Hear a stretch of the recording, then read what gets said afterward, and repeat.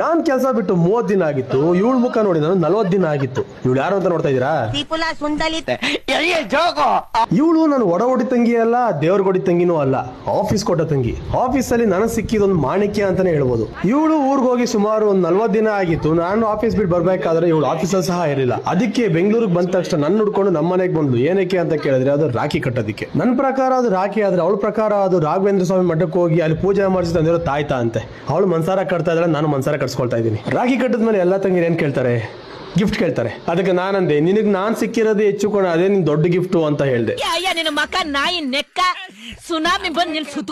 ಅವಳು ಬರ್ತಾ ಬರೀ ಕೈಗೆ ತಾಯ್ತನೋ ರಾಖಿ ಮಾತ್ರ ತಂದಿರ್ಲಿಲ್ಲ, ನನ್ನ ಕತ್ತಿಗೆ ಅಂತ ಒಂದು ಆಂಜನೇಯನ ಗದೆ ಕೂಡ ತಂದಿದ್ಲು. ಆಂಜನೇಯನ ಭಕ್ತನಾಗಿ ಆ ಗದೆ ಸಿಕ್ಕಿದ್ದು ನನಗಂತೂ ಸಿಕ್ಕಾಪಟ್ಟೆ ಖುಷಿ ಆಯ್ತು. ಈ ಕಡೆ ನಮ್ಮ ಮಂಜುನ ಕೂರಿಸಿ, ಆ ಕಡೆ ನನ್ನ ತಂಗಿನ ಕೂರಿಸ್ಕೊಂಡು ನಮ್ಮ ಮಂಜುಗೆ ನನ್ನ ತಂಗಿನ ದತ್ತು ತಗೊಳ್ಳೋ ಪ್ಲಾನ್ ಇದೆ ಅಂತ ಅಪ್ಲಿಕೇಶನ್ ಕೂಡ ಹಾಕಿದಾಯ್ತು. ಅಪರೂಪದ ತಂಗಿರು ಮನೆಗೆ ಬಂದ್ರೆ ಅಣ್ಣಂದ್ರು ಸುಮ್ಮನೆ ಕಾಟ ಕೊಡ್ಲೇಬೇಕು. ಅದಕ್ಕೆ ಬಲವಂತವಾಗಿ ಅವಳನ್ನ ಕಾಲಕ್ಕೆ ಬೀಳ್ಸ್ಕೊಂಡು ಮನ್ಸಾರೆ ಆಶೀರ್ವಾದ ಮಾಡಿದೆ. ಅದು ನಿಜವಾಗ್ಲೂ ಆಶೀರ್ವಾದನೆ ಮಾಡಿದ್ದು. ಆದ್ರೂ ಸಿಕ್ಕಾಪಟ್ಟೆ ಖುಷಿ ಆಯ್ತು. ಅವಳಿಗಂತೂ ಸಿಕ್ಕಾಪಟ್ಟೆ ಬೇಜಾರಾಯ್ತು ಏನೋ ಗೊತ್ತಿಲ್ಲ, ನನಗಂತೂ ಸಿಕ್ಕಾಪಟ್ಟೆ ಖುಷಿ ಆಗೋಯ್ತು. ನನ್ನ ತಂಗಿಗೆ ಫೋಟೋ ಹುಚ್ಚು ಜಾಸ್ತಿ ಇರೋದ್ರಿಂದ ನನ್ನ ಜೊತೆ ಫೋಟೋ ತಗೊಳ್ಬೇಕು ಅಂತ ಸಿಕ್ಕಾಪಟ್ಟೆ ಹಠ ಮಾಡ್ತಾ ಇದ್ಲು. ಅದಕ್ಕೆ ಅವಳಿಗೆ ಮನೆಯೆಲ್ಲ ಒಂದು ರೌಂಡ್ ಹಾಕ್ಸ್ಕೊಂಡು ಟೆರೆಸ್ ಮೇಲೆ ಕರ್ಕೊಂಡು ಹೋಗಿ ಒಳ್ಳೆದೊಂದು ಫೋಟೋ ತಗೊಂಡೆ. ಆದ್ರೂ ಅವಳು ಸಮಾಧಾನ ಆಗಲಿಲ್ಲ.